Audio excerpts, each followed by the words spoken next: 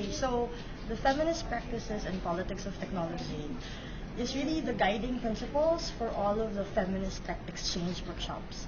And it kind of outlines what it means to do feminist technology training. So some of the values for it are that the training should be participatory, and so that means every voice is valid and not just the trainer's voice or the facilitator's voice, and that the training should be a secure and safe space for women to be able to share their stories, to talk about their fears of technology, and for the training to respond to those fears and take that into account and not have not foster a relationship between women and technology where fear is what is in between them. And then there's the other thing about openness, of kind of advocating for the use of free and open source software, because that is what is most affordable to women who probably don't have the money to buy proprietary software. So that's just something fun. Fun has to be part of any FTX, right? Because fun, when you have fun, you learn more, you share more, and yeah, you experience more. Okay, and how has your experience of Pakistan been? Pakistan is lovely. Well, I've seen of it. It's lovely. And I always judge a place by its people. And based on the people that I've met in Pakistan, Pakistan is one of the most beautiful places in the world. Thank you. Tell me your experience of teaching or facilitating the technology part of the workshop here.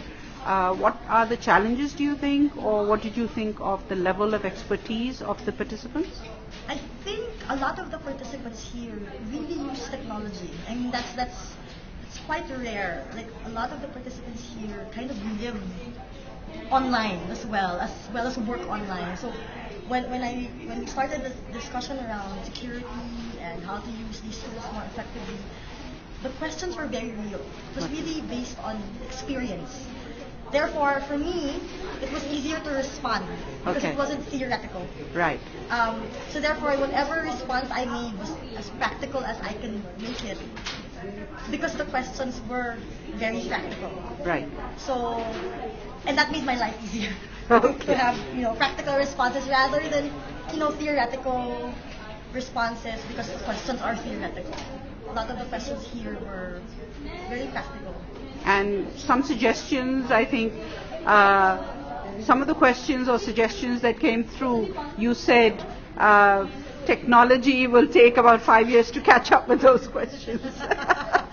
And I thought that was quite funny. That means we are thinking far ahead. Absolutely. I mean, I think when women are asked to think about technology, we think about technology creatively, because the way we experience technology is through our hands, through our bodies. Like, we don't use technology unless it's useful to us.